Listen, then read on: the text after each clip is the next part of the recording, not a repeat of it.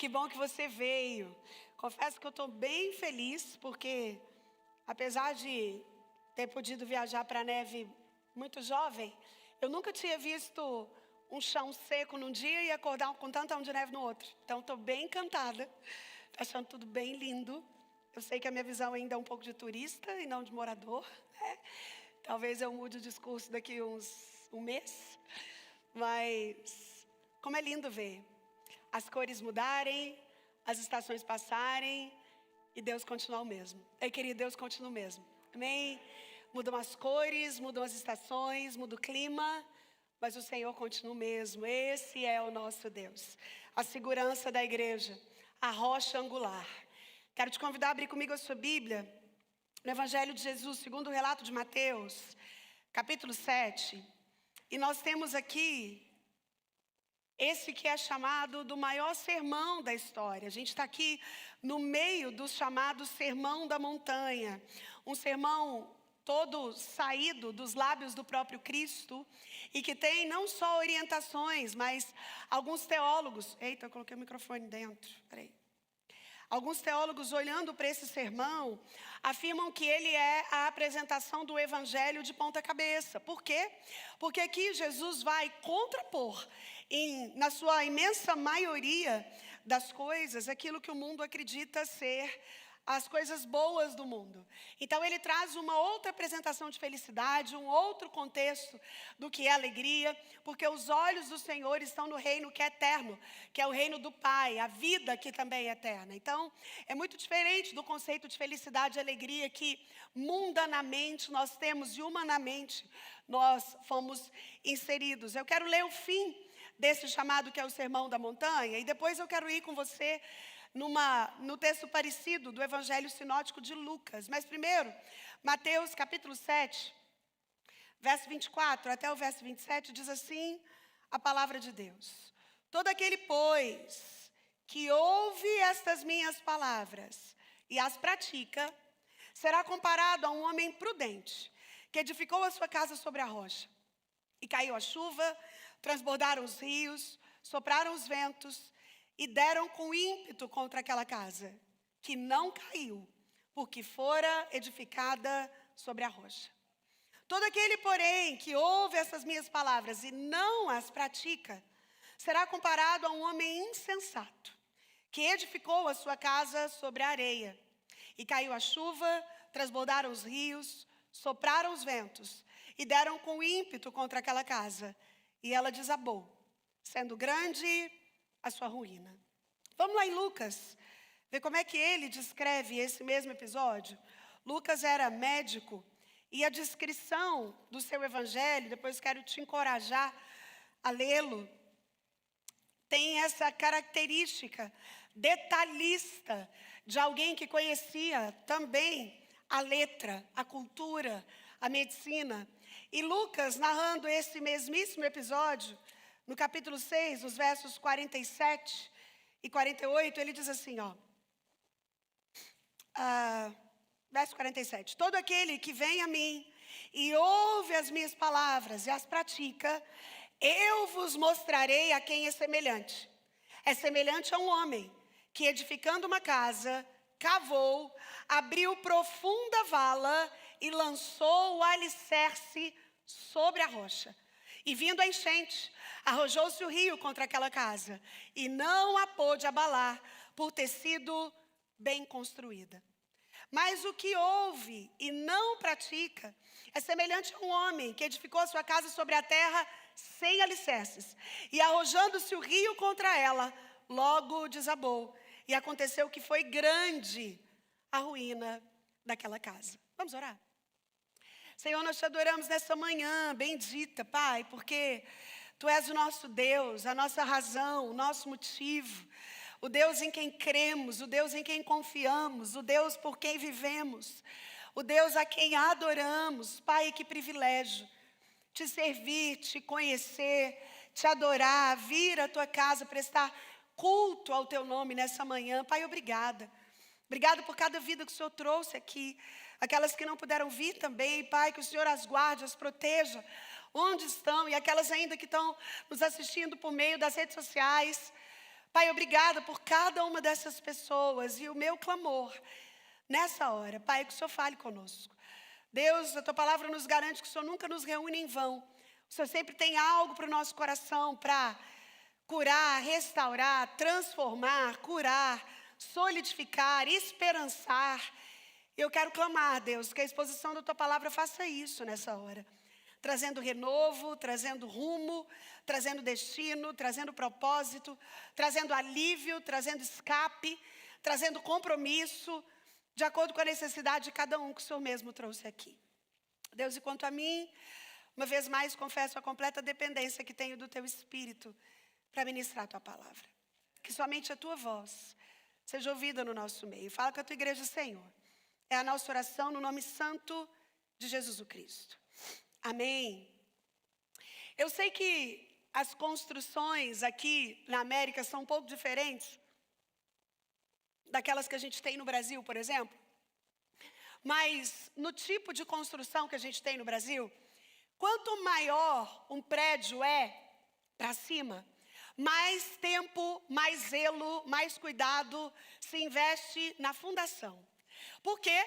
Porque não só o tamanho do buraco, mas tudo aquilo que é necessário para sustentar o prédio que vai crescer e crescer muito alto. Imagina, no Brasil nós temos prédios de 60, 70 andares. Para sustentar essa estrutura equilibrada, como esses prédios enormes, que a gente vê em cidades cosmopolitas aqui, como Nova York, Boston, tão perto de nós, é preciso investir muito. Muito tempo, muito esmero, muita técnica, muito cuidado, muito zelo na base, no alicerce. E sabe o que é curioso? Nós não conhecemos o alicerce, ele não é nítido aos olhos. A gente só tem como saber o que está por cima dele, é só o visual, é só o que aparenta. E Jesus, nesse tempo, há mais de 2000 anos atrás, onde não se tinha nem ideia de que se um dia se construiriam casas tão altas, prédios tão altos, tão portentosos na sua estrutura, fez essa analogia no final do chamado Sermão da Montanha.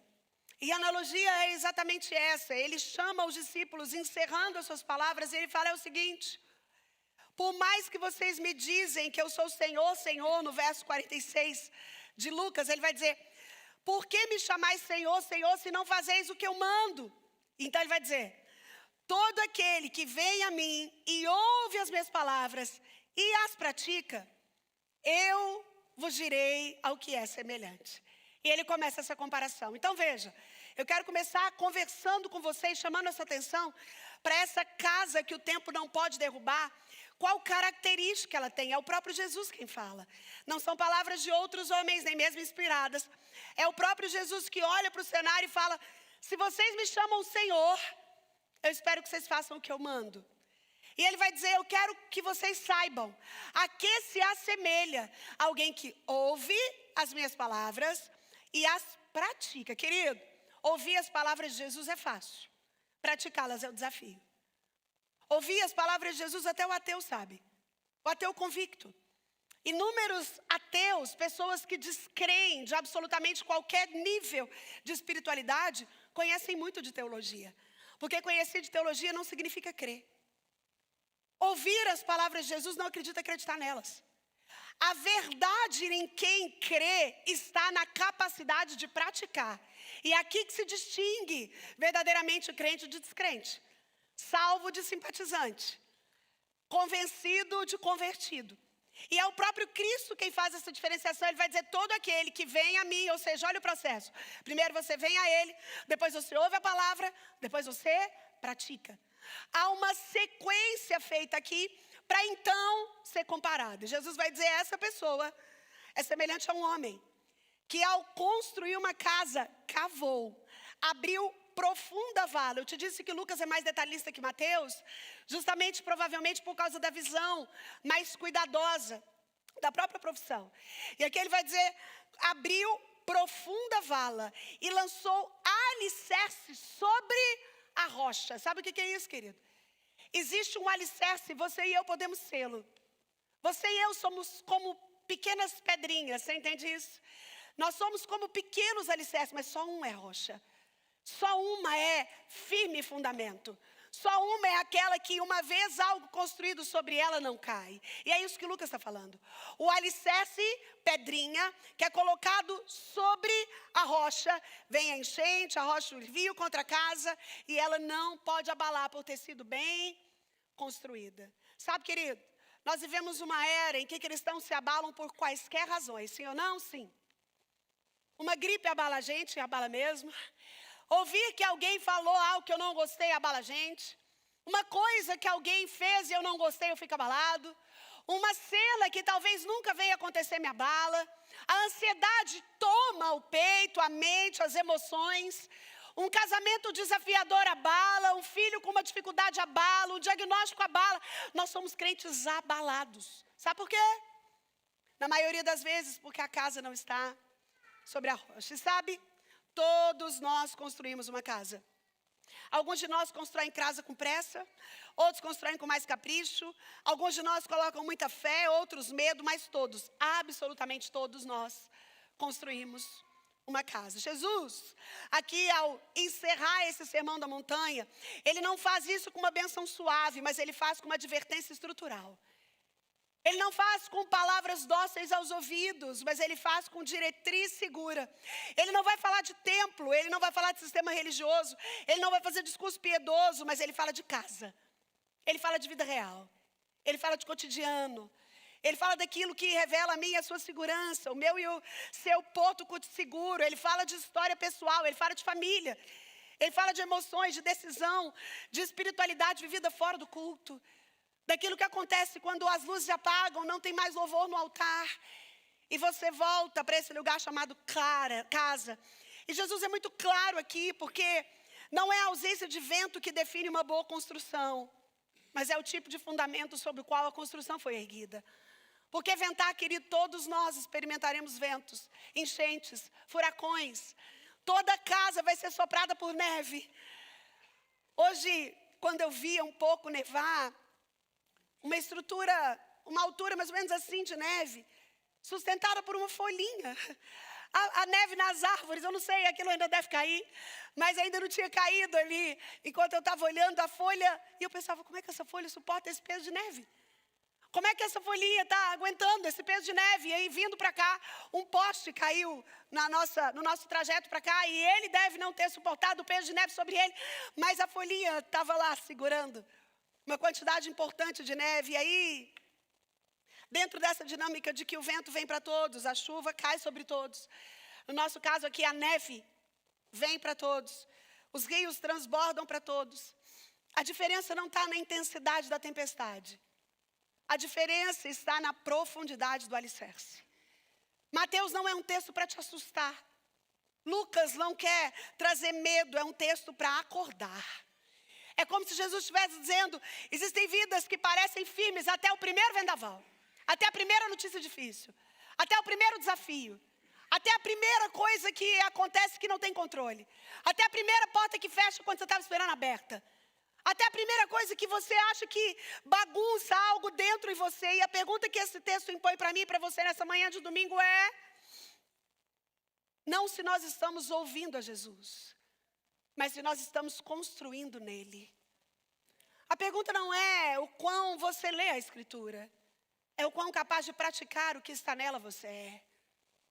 A diferença não está em quanta teologia você sabe, ou em quantos Instagrams, ou em quantos YouTubers você assiste na semana que trazem a você uma pedrinha a mais no seu conhecimento teológico. A pergunta é o quanto você pratica daquilo que sabe. O quanto de Cristo há em você revelado. O quanto de Cristo é revelado no seu jeito de ser esposa. O quanto de Cristo é revelado no seu jeito de ser marido. O quanto de Cristo é revelado no seu jeito de ser pai, mãe, profissional, crente. Eu quero ver com você de modo rápido algumas coisas que esse texto escancara aos nossos olhos. E você que gosta de fazer algumas retrospectivas no final do ano, talvez esse seja o tempo oportuno para ver que tipo de terreno você está firmado, que tipo de casa é a sua, que tipo de fé você conduz, que tipo de religião você vive, que tipo de cultura do céu você transmite para a sua vida na terra. Primeira coisa que eu olho para esse texto e aprendo é que a gente tem duas casas, duas vidas e uma mesma tempestade. Mateus é claro em dizer: todo aquele que ouve as minhas palavras e as pratica será comparado, ou seja, ele está fazendo uma comparação aqui, a um homem prudente, que edificou a sua casa sobre a rocha. Caiu a chuva, transbordaram os rios, sopraram os ventos e deram com ímpeto contra aquela casa que não caiu, porque fora edificada sobre a rocha. Mas ele vai dizer: e todo aquele que ouve as minhas palavras e não as pratica, será comparado a um homem insensato que edificou a sua casa sobre a areia. Sabe, querido, essa semana eu até relia um pedaço de um livro do A.W. Tozer, que ele falava que a geração contemporânea é uma geração tão estranha no que diz respeito ao conhecimento de Deus, que ela conhece a Deus, o Deus que se revela. Nós nunca tivemos tanto acesso à Escritura, tanta gente falando dela, tanta gente pregando sobre ela, e ao mesmo tempo nós nunca tivemos uma geração que acredita que Deus é um Deus com tão de pequeno como essa. É uma geração que acha que Deus está pegando boi de você querer Ele. Assim, Deus está pegando boi de eu sair da minha casa num domingo de neve, assim. Deus está pegando boi de eu ir na igreja. Olha, eu sou bom, eu não mato, eu não roubo, o que eu não quero para mim, eu não faço para os outros. Eu sou uma pessoa tão legal que o fato de eu ser crente é um benefício para Deus. E Deus que tem que se organizar para fazer o que eu quero, senão eu emburro. Senão eu não sirvo Ele mais. Se as coisas derem errado, eu decepciono com a igreja, viu? Olha, eu não vou para a igreja nunca mais. Ó, se tudo não for do jeito que eu quero, não dá. E nós temos deturpado quem Deus é. Eu queria discutir isso na autoridade do poder do nome de Jesus. Deus continua sendo Deus apesar de você. Ele é aquele que está sentado num alto e sublime trono. E não há nada que movimente o que Ele é, porque Deus é um ser outro. Nada nele é igual a mim e a você, e Ele não faz o que for necessário para te alcançar. Não acredite nisso. Você não é a cordinha do coração de Deus, como alguns pregadores insistem em dizer. Isso não é verdade sobre o Deus soberano que governa sobre todas as coisas, que criou tudo e que construiu a história que caminha para um fim. Ei, querido, esse Deus diz: existe um jeito de me pertencer. E esse jeito é ouvir a minha palavra e praticá-la. Não é ouvir a minha palavra e fazer o que você quiser com ela. Sabe como é terrível quando a gente se aproxima de pessoas que você sabe que caminham com Cristo há anos. São bons em retórica, têm cargos na igreja, mas de perto não tem 1 milímetro de conversão. E sabe o que Cristo está dizendo aqui, querido? O sofrimento, a consequência, a dureza disso virá sobre você mesmo. Porque diferente do que muita gente acredita, o mundo é feito de muitas dificuldades, desafios, aflições. E a diferença entre quem permanece até o fim e quem desiste a cada mês é a base. E a base revela não só o que você crê, a bala revela o que você faz. Quando a gente olha para 2 casas e 2 destinos, ele está dizendo que tem 2 casas.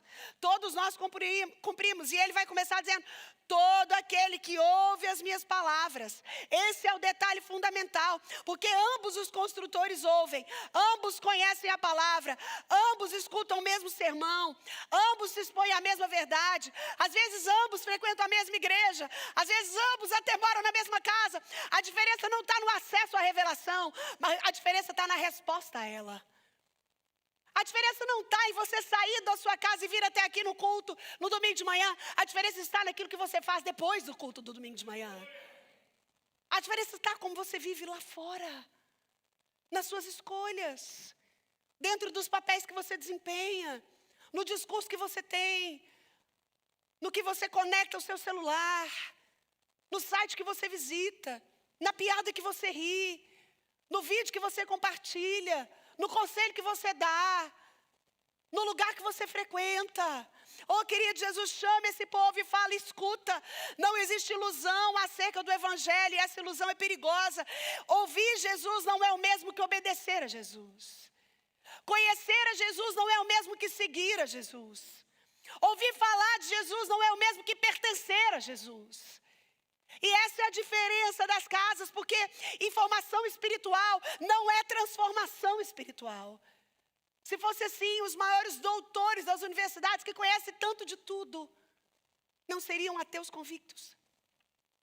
Se fosse assim, quando você entrasse numa universidade, como uma das maiores do mundo que a gente tem aqui perto de nós, a Universidade de Yale, tem uma conhecida nossa que frequenta a Emmanuel de Bridgeport. E ela é uma pós-doutora que faz parte de uma pesquisa importante de uma bactéria que atua dentro dos pulmões. E ela faz parte de um grupo de 36 outros pós-doutores. Mundo afora, são doutores de todo credo, de todo tipo de geografia, de todo tipo de nacionalidade. Só ela é cristã. Nós estamos falando de uma reunião, de um dos lugares que tem a reunião de mentes brilhantes do planeta. Só tem uma que acredita em Cristo. Uma para 36, a média é muito, muito, muito baixa. Porque conhecimento não tem a ver com transformação. Porque entender a mensagem não significa viver a mensagem. Existem pessoas que sabem muito sobre Deus, mas construíram pouco com Deus. Existem pessoas que absorvem informações sobre Deus, mas não levam Deus para casa. E aí, as duas casas vistas de fora podem ser idênticas. Elas podem ter o mesmo estilo, o mesmo tamanho, a mesma aparência. O problema é que fundamento não aparece na fachada, meu irmão. Fundamento não aparece na fachada. Por isso que você e eu podemos ter uma coleção de gente que parecia, mas não era. Sim ou não? Sim. De gente que você olha e fala, mas não é possível, fulano fez isso. Mas não é possível, fulano foi capaz disso. Mas não é possível, ciclano. Aquela pessoa com jeito de crente, com roupa de crente, com discurso de crente, que ia na igreja com a Bíblia, essa pessoa fez isso. Porque ouvir a palavra é diferente de praticar a palavra. Caso em que a palavra não é praticada, a vida começa a ser sacudida pelas primeiras tempestades. Jesus não está falando aqui pecadores versus santos. Não, não. Ele está falando de discípulo superficial versus discípulo enraizado. Você entende essa diferença? Querida, a comparação aqui não é de você para quem está no mundo e nunca ouviu falar de Jesus. A comparação aqui é você com você mesmo, é você para a sua fé. É você para o quanto você sabe e o quanto você faz. A comparação de Deus não é sobre quem nunca ouviu falar de Cristo e anda como se nada soubesse. Essa semana, eu aconselhava uma jovem recém-convertida. E ela começou a me perguntar algumas coisas sobre relacionamento. E eu comecei a responder as perguntas dela. Até que a gente chegou na questão sexual.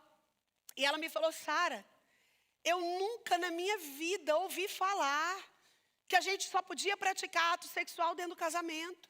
Eu não sabia. Ninguém nunca me disse, a minha mãe nunca falou, meu pai nunca disse. Eu não tinha uma irmã mais velha, eu não tive uma professora, e eu nunca tinha ido à igreja antes. E ela angustiada falou, e agora? Eu no auge dos meus 30 e poucos anos, já tendo tido uma vida sexual antes, o que eu faço? Não tem chance para mim. E eu construí com ela algumas coisas, primeiro sobre a pessoa e sobre quem Deus é, querido. Deus não é um Deus tirano, masoquista, que tem prazer na sua dor e que não quer te ver gozar a vida. Não, esse não é o nosso Deus. Pelo contrário, tudo que Ele diz é para proteger você, é para guardar você. E eu disse a ela, olha, Deus é tão bom que Ele criou o sexo. O sexo é obra das mãos dEle. Ele o fez. E Ele cuidou de cada detalhe, de cada fisiologia, de cada encaixe. Só que como todas as coisas, Ele colocou ordem na casa. E a ordem é simples. Se você é casado, você não faz. Ou se você não é casado, você não faz. Perdão, hein? Brincadeirinha. Se você é solteiro, você é abstinente. E se você é casado, você é fiel. De modo que, biblicamente, as leis do sexo funcionam assim. Sexo antes do casamento, que a gente chama de fornicação, meu irmão, é pecado. Sexo além do casamento, e aqui entra da pornografia ou adultério tácito, é pecado. Agora, não fazer casado, segura aí, meu irmão, também é pecado, viu? Você vai pro nome, pro SPC espiritual. Sara, você está inventando? Não estou não, é Paulo quem fala aos Coríntios. Paulo vai dizer aos Coríntios que quando você se casa, o sexo é dívida. Porque você não é mais dono do seu corpo, o seu cônjuge o é. Então, Paulo vai dizer para não se manter distante, para não deixar de fazer ou de consumar o ato sexual, a não ser por motivo mútuo de dedicar a oração e jejum. E eu explicava àquela jovem todas essas coisas antes de dizer a ela: fique em paz, porque você serve a um Deus justo. E o que tem a ver com o fato de Deus ser justo, Sara? E a dúvida dela? Tudo. Deus não cobra de você algo que você não sabe, meu irmão. Agora escute. Quanto mais você sabe, mais cobrado você é. É por isso que Jesus fala: depois que você ouve a minha palavra, você deve praticar. Porque agora você não é cobrado mais como quem não sabia. Você é cobrado como quem sabe. Não há mais como agir como se eu não soubesse. O que importa para Cristo é a partir do momento que você sabe. Como você anda a partir do momento que você sabe. Querido, o que não dá é para vir à igreja domingo após domingo e continuar a mesma pessoa. A mesma mulher rixosa. O mesmo marido durão. O mesmo vício que eu não luto contra. A mesma dificuldade de parar com prazeres e vontades. Isso não dá. Jesus está dizendo: só tem 2 jeitos de ser casa. E sabe o que acontece, querido? A chuva revela que casa nós somos. A neve revela que casa nós somos. O vento revela que casa nós somos. Porque a tempestade não cria colapso, mas ela expõe o que já estava frágil. Sim ou não? Sim. Quando vem algum acidente natural, aquilo que era frágil é exposto porque quebra, porque cai, porque é derrubado, porque fica exposto. 2 casas, 2 vidas, a mesma tempestade. E esse, sem dúvida, é um dos ensinos mais duros de Jesus. Existem colapsos que não acontecem por falta de fé, mas acontecem por excesso de superficialidade. É lindo por fora, mas é sepulcro caiado por dentro. É belo de ver, mas é frágil na estrutura. Ei, querido, que tipo de casa é você? Segunda coisa que eu olho para esse texto e quero deixar para o seu coração, ainda no verso 24, ele vai dizer: todo aquele, pois, que ouve as minhas palavras e as pratica, será comparado a um homem prudente, que edificou a casa sobre a rocha, caiu a chuva, transbordaram os rios, sopraram os ventos e deram com ímpeto contra aquela casa, que não caiu, porque fora edificada sobre a rocha. Quero conversar com você sobre essa casa na rocha. Uma vez que você entendeu que tem 2 opções. A rocha, de novo, a rocha não são os pequenos alicerces, ou as pequenas pedrinhas que somos eu e você. A rocha é o próprio Cristo. E junto com Cristo, a sua palavra. A casa que é edificada em Cristo, na palavra dele, se torna uma casa segura, porque só há alicerce quando há uma fé que se manifesta na obediência diária. Por isso que cristianismo é revelado na vida que você vive lá fora, não na vida que você vive aqui dentro. O que constrói, o que revela uma base sólida é a capacidade de obedecer ao que conhece. Jesus vai dizer que o homem prudente construiu a casa sobre a rocha, mas a rocha aqui não é uma emoção espiritual, a rocha aqui não é um talento, a rocha aqui não é um momento, a rocha aqui não é uma habilidade, a rocha aqui não é um serviço. A rocha aqui é obedecer aquilo que Cristo diz. Sabe, meu irmão, a obediência não é um espetáculo. Dificilmente você vê alguém obedecendo, falando: olha ali, eu estou obedecendo, hein? Porque o obediente não precisa se valer da obediência. Porque quem nota ele obedecendo, colhe os frutos de vê-lo assim. A gente vê isso com os filhos, sim ou não? Sim. Eu já compartilhei com vocês que os meus filhos dizem que eu sou a mãe das frases. E uma das frases que eu falo desde que eles nascem: abriu o olho, eu falo: a desobediência gera sofrimento. Vai repetindo. A desobediência gera sofrimento. Falo nos detalhes. Falo: quando você desobedece, vai haver sofrimento atrelado. Não se engane. Das menores coisas às maiores coisas. Se você me desobedece, eu tenho que pegar o seu celular, você vai sofrer por isso. Agora que elas são maiorzinhas. Mas uma criança menor, você diz: criança, não coloque essa água aqui, filho. Essa água derrama e machuca você. E a criança vem, coloca a água derrama e machuca ela. Eu, pelo menos como mãe, antes de acudir, eu olhava para eles e dizia: a desobediência gera o quê, filho? Sofrimento. Sabe, só para constar que você sabe. Então agora vem aqui. Ei, querido, na sua vida adulta, a desobediência gera sofrimento. Quando você sabe o que deve fazer e não faz nisso, você peca. É a Bíblia quem diz. Aquele que sabe o bem que deve fazer e não faz nisso, peca. É por isso que rocha é o lugar de obediência, é o lugar que não tem muito barulho, mas tem profundidade, não tem muita empolgação, mas tem fidelidade, é uma disciplina silenciosa, é fazer todo dia, é fazer sem vontade, é fazer entendendo que é para o bem, porque construir sobre essa rocha exige tempo. Lucas vai dizer que ele cavou profundamente, cavar dói, cavar é difícil. Vindo para cá, eu vi um vídeo muito engraçado no Instagram, de um moço tirando muita neve de cima do carro. E ele falava assim, aqui não tem PT, aqui não tem cartório, aqui não tem morango do amor, aqui não tem frofrô. E ele ia falando coisas do Brasil, e enquanto ele tirava a neve do carro, como quem se convencia de que era melhor estar aqui tirando neve do que estar convivendo com o Brasil, com algumas adversidades que a gente conhece da nossa nação, que a gente ama tanto. Mas ele estava cavando, e cavar é difícil. Cavar é difícil. E o alicerce, ele precisa ser profundo. A rocha na qual nós vamos construir é uma rocha profunda. Ela vai exigir renúncia. Ela vai dizer não a atalho. Ela vai exigir que você diga não a atalho espiritual. Ela vai exigir que você alinhe diariamente a palavra de Deus, mesmo quando ninguém vê. É aquilo que você faz no secreto. É a escolha que você faz de dizer não a uma vontade iminente. É aquilo que você queria fazer e até acha que tinha razão de fazer, mas não faz por conhecer a palavra. Sabe, querido, você que cria filhos, precisa ter isso em mente. A gente vai construindo filhos, fazendo com que eles entendam que Deus a tudo vê e a tudo recompensa. E quando eu falo de recompensa, eu não estou falando só de bom, não. Eu estou falando de colheita do que é ruim. E aí, se o meu e o seu filho acreditam que dá para levar a vida de qualquer jeito e que o cristianismo é só um acessório, daqui a pouco a casa deles também não está sólida. E escute, pensa numa geração que sopra forte sobre a juventude, a nossa.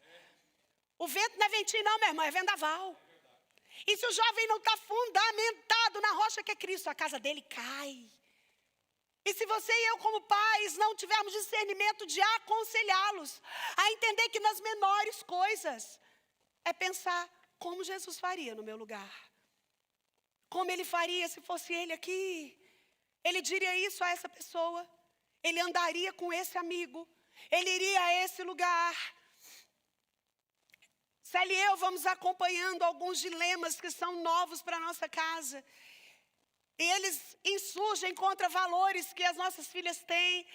E elas ficam confundidas entre falar, não falar, recuar, fazer, lidar com o que foi dito. E sempre que elas trazem alguma questão como essa, Célia e eu voltamos com ela à Escritura e lembramos que existe uma base. Ei, querida, base não se negocia com cultura. Base não negocia com medinho. Base não negocia com o que vão pensar de mim. Base não é negociada com aquilo que não tem negócio, você entende isso? Quando Jesus olha e fala, tem uma base. Porque vai vir o rio, vai vir a chuva, vai vir a neve, vai vir o vento. O texto é claro, fé verdadeira não te imuniza, não se engane, meu irmão. A casa fundamentada na rocha também tem tempestade, porém, ela não colapsa. A diferença da casa que está na estrutura da rocha é que essa casa não entra em colapso. Ela permanece, não porque o construtor foi perfeito, mas porque o fundamento é correto. Ei, querido, seu fundamento é correto. O alicerce que você está em cima dele é forte. A sua casa é construída na rocha. A casa que está na rocha representa uma vida que pratica a palavra mesmo quando é difícil. Ei, meu irmão, é difícil praticar a palavra. Eu já disse aqui e eu repito. Eu tenho alguma dificuldade com crente que acha fácil ser crente.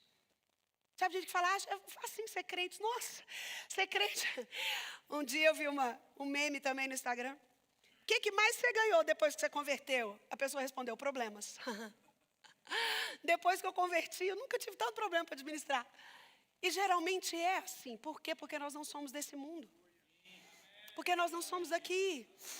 Porque as coisas daqui, apesar de nos apertarem, elas não são aquilo que nos define. E é difícil andar na contramão de algo que te aperta. É difícil espirrar de algo que te suprime. É por isso que às vezes o cristianismo traz dificuldade de praticar a palavra, mesmo quando é difícil. É característica de quem está na rocha. Pedir perdão achando que tem razão é característica de quem está na rocha.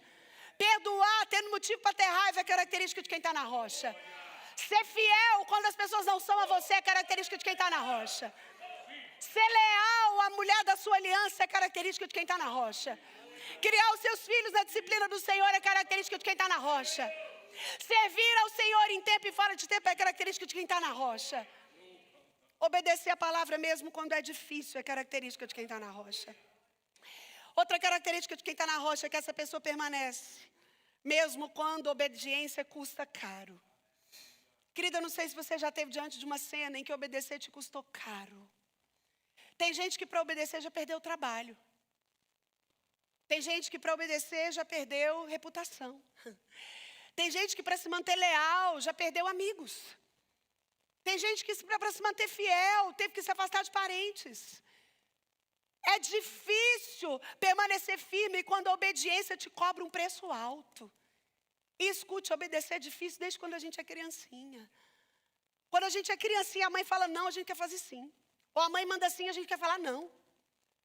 Você que tem filho pequeno ou já teve, sabe isso. A gente não precisa ensinar a criança a desobedecer. Parece que vem nela, parece não vem. É inerente, não vou. Por quê? Ou então ela vai olhando para um trem que você mandou ela não fazer e olhando para você. Ela olha para o trem, ela olha para você. Como quem desobedece, sondando o que vai acontecer. Está em nós. Mas e quem tem casa na rocha, obedece mesmo quando custa caro. Quem tem casa na rocha não negocia princípio para aliviar a dor momentânea. Querido, nunca negocie princípio para aliviar a dor momentânea. Eu vou repetir. Nunca negocie princípio para aliviar uma dor momentânea. Eu poderia ficar aqui uma manhã falando disso. Porque vai desde pagar seu imposto corretamente. Ai, pastora, mas eu não acho. Não negocie princípio para aliviar a dor momentânea. Crente não negocia princípio para aliviar a dor momentânea. Não se engane, Deus não vai aceitar naquele dia. Ah, Deus, é porque você não sabe como é que era a vida na América. Lá não tinha jeito assim. Ou eu fazia assim ou não dava. Não alivie princípio. Não negocie princípio para aliviar uma dor que é momentânea. Não minta para aliviar uma situação que você está com medo de enfrentar. Não defraude porque você acha que precisa daquilo. Não deixe de pagar o que você deve porque você acha que o outro não lembra. Ei, querido, não quebre um princípio para aliviar uma dor momentânea. Isso é característica de quem está na rocha. Quem está na rocha não quebra o princípio para aliviar a dor momentânea. Outra característica de quem está na rocha. Quem está na rocha prefere profundidade do que a aparência. Vou repetir. Quem está na rocha prefere profundidade à aparência. Numa geração de aparência, numa geração de performance, numa geração de likes, numa geração de seguidores, quem está na rocha prefere profundidade à aparência. Porque sabe que a aparência não salva, querido. A aparência, apesar de esconder, alicerce revela.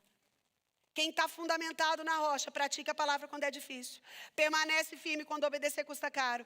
Não negocia princípio para aliviar a dor momentânea. E prefere profundidade à aparência. O que eu quero que você entenda é que o que impressiona não é o início, mas é o que resiste até o final. A Bíblia diz: aquele que perseverar até o fim ganhará a coroa da vida. Oh, querido, existe um caminho para perseverar. Você pode dizer amém? Nós precisamos seguir nele. Não tem como parar na metade, não tem como quase chegar. Você conhece alguém que quase? O Palmeiras esse ano foi quase em quase tudo. Mas isso é bom. Ele foi segundo lugar em tudo. Foi quase, né? Foi quase campeão brasileiro, quase campeão da Libertadores, quase. Filho, e quem é quase, todo mundo esquece, sim ou não? Sim. E eu não estou falando do Palmeiras, não. Porque é lindo um time que ficou em segundo lugar em tudo. Ele é o segundo melhor em tudo. Mas ele é quase. E quase não chega, meu irmão. Quase não ganha medalha. Quase não é lembrado. Sabe gente que é quase? É sub. É vice. Tudo isso é... eu quase. Na salvação não dá para brincar com quase, meu irmão. Quando a gente fala em céu, não dá para falar eu quase entrei no céu. Eu quase fui salvo. Aí você chega lá no dia da morte, Deus fala, os quase tem um lugar do fogo e enxofre. Quase aqui a gente não lembra, não. Quase aqui a gente não valoriza, não. A perseverança é até o fim, querido. É até o final. É até herdar a coroa da vida. O vento não derruba essa casa porque ela foi construída para resistir. Ela é fundamentada para perseverar. Ela é reformada para permanecer. É a casa sobre a rocha. Mas o verso 26 vai falar dessa casa que está na areia. Olha aí. E todo aquele que ouve as minhas palavras e não as pratica, querido, nunca se esqueça disso. É indivociável a fé que você fala da fé que você pratica. Nunca terá como segmentar as duas coisas. Falar que é crente e não viver como crente é algo impossível à luz da Escritura. É isso que Jesus está dizendo aqui. Todo aquele que ouve as minhas palavras e não pratica será comparado a um homem insensato, que edificou a casa sobre a areia. Caiu a chuva, transbordaram os rios, sopraram os ventos e deram com ímpeto contra aquela casa. E ela desabou. Segura aí. Sendo grande a sua ruína. Não foi uma desabadinha. Foi uma desabada que foi grande a ruína. Sabe o que eu quero que você entenda aqui? Cristianismo não aplicado, meu irmão, é um desperdício. O cristianismo que você professa, não junto com a vida que você leva, é um desperdício. É como ter um mapa sem jamais usá-lo para encontrar um tesouro que você sabe que existe. É como ter recebido na sua mão a segurança de um destino e ter deixado para lá. A casa sobre a areia não falhou por falta de mapa, que é a palavra, mas falhou por falta de jornada, que é a prática da palavra. Ei, querido, será terrível quando não tiver faltado mapa, mas tiver faltado jornada. Será terrível no dia do Senhor aqueles que vão dizer: eu sabia, foi a fé da minha mãe. Eu escutei porque meu pai falou para mim. Eu ia lá na igreja Emanuel de Dembre. Você sabe uma das coisas que até hoje acontece muito comigo e com o Célio aqui nessa cidade? Vai fazer 1 ano que a gente está morando aqui. É muito difícil que a gente vá a um lugar onde as pessoas descobrem ou saibam que a gente agora está pastoreando a igreja Emanuel e elas não venham até nós para dizer algo do tipo: ai, sabia que eu já congreguei naquela igreja? Ai, eu já fui de lá 20 anos atrás. Ai, eu fui um dos fundadores da Emanuel. E a pessoa começa a falar: ih, o pastor fulano, o pastor Beltrão, pastor... E quando eu falo: e aí, você está onde agora? Não, agora não estou em igreja nenhuma mais, não. Aquela pessoa tem mapa, mas não tem jornada. Você entende isso? E eu não estou trazendo por crítica a vivência dela de igreja local. Porque ela podia ter mudado de igreja. Ela podia ter procurado uma igreja boa, um pastor bíblico. Ela podia ter, junto com o mapa, seguido jornada. Será terrível quando não tiver faltado mapa, mas faltar jornada. Esse é o insensato. O insensato tem mapa, mas não tem jornada. E a areia vai mostrar essa espiritualidade que não tem raiz. E aí é uma fé baseada no sentimento. Ai, mas eu sinto uma paz. Por isso que eu gosto de ir para o culto. Querido, o culto não tem como função te trazer paz. Que bom que ele traz. Que bênção se ele trouxer. Mas eu quero te dizer que essa não é a função básica dele. A função básica do culto é te equipar, é te alimentar, é te preparar para essa jornada que chama vida. É te dar recurso para eu sair daqui, viver uma vida melhor, bíblica. Se dentro desse combo te trouxer paz, alegria abundante, porque o Deus da paz está aqui e Ele dá paz. O Deus do amor está aqui e Ele é bom. O Deus da bondade está aqui e Ele dá bondade.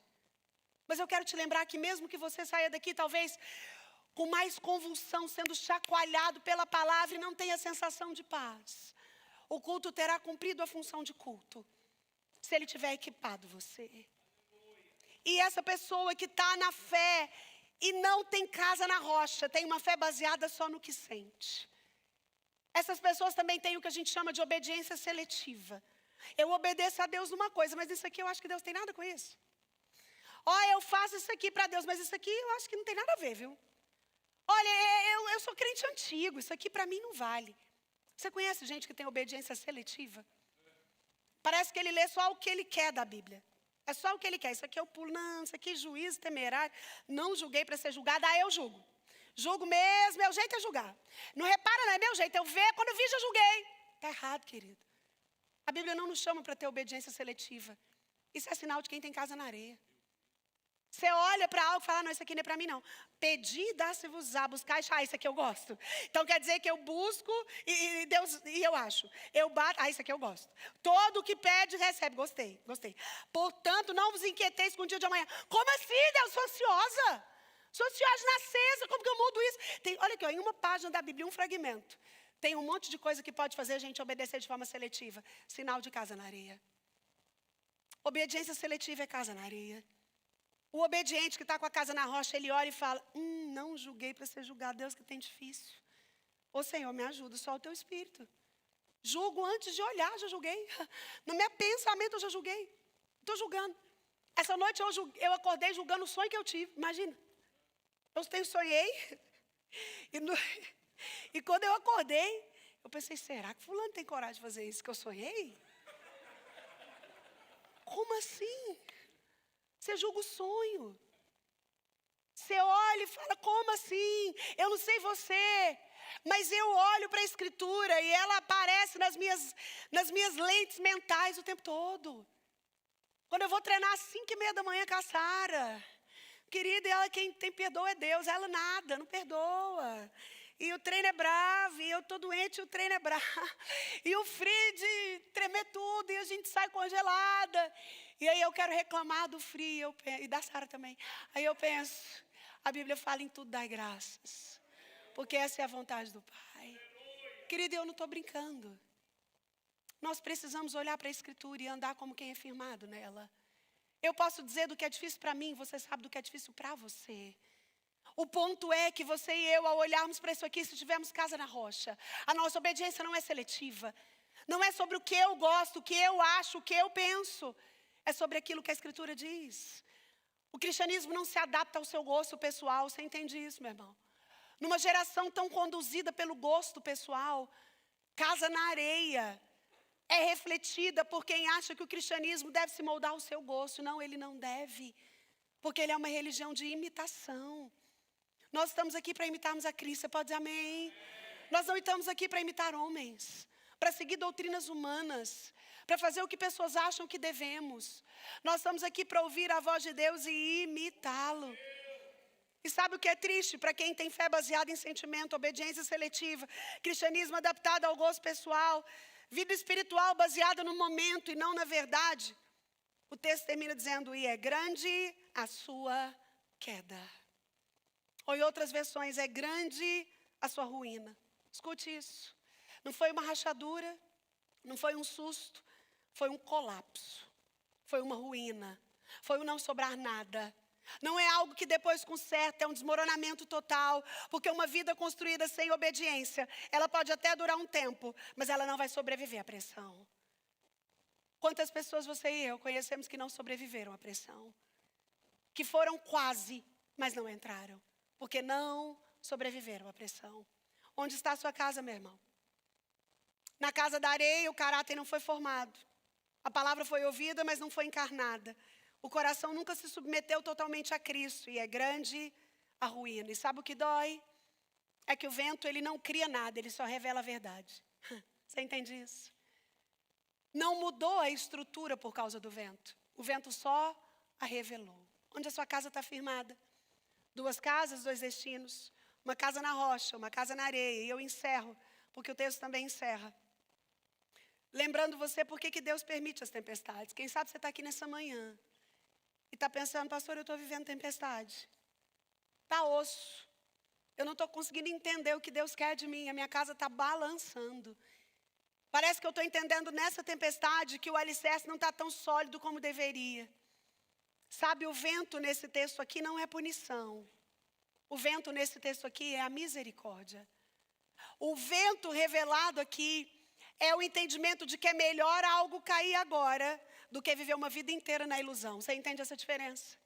É muito melhor você que está aqui hoje, nessa manhã, ouvindo essa palavra, pensar, peraí, existe um alicerce que eu preciso estar em cima. O alicerce que eu estou fundamentado não está tão firme. Os ventos têm soprado contra a minha casa e está balançando. É tempo de conserto. É por isso que o vento é revelador de misericórdia, não de desastre. Se você está vivo hoje, ouvindo essa palavra, dá para solidificar a casa hoje. Dá para começar na rocha hoje. A tempestade só revela onde você está firmado. Querido, tem tempestade chegando. O vento está soprando, final do ano aí. Talvez você está aqui nessa manhã com vários medos, angústias. Você tem temor do ano que vem. Você tem medo do inverno. Você tem receio com essa saúde. Você tem temor quanto às incertezas. Você não sabe se vai conseguir pagar a conta. Agora eu quero te dizer algo em nome de Jesus. As tempestades não têm o poder total de destruir, mas têm o poder de revelar onde a gente está firmado. A tempestade também revela quem vive de atalho espiritual. Quem só tem atalho, mas não tem base. E aí, ela tem um convite solene a começar a construir novamente. Dá para construir de novo. Dá para cavar mais. Dá para encontrar rocha. Dá para chamar Cristo, que é firme fundamento. A pergunta não é se o vento vai vir.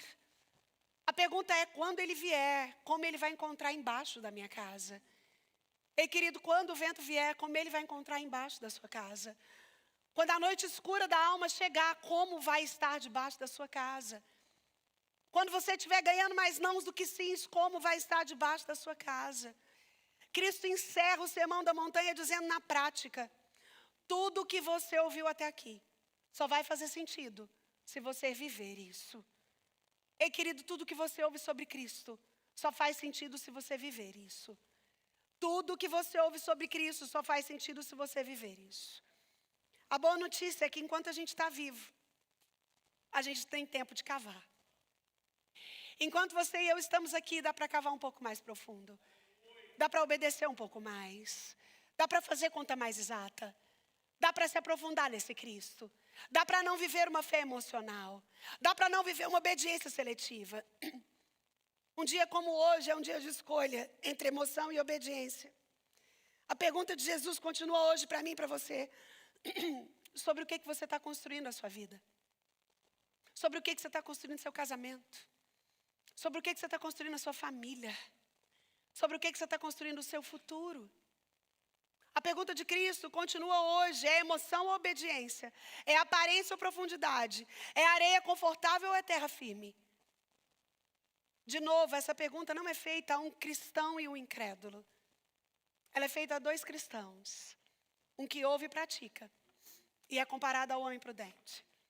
Mas um que ouve e desdenha. E é comparado ao imprudente. Já quero chamar a equipe de louvor aqui.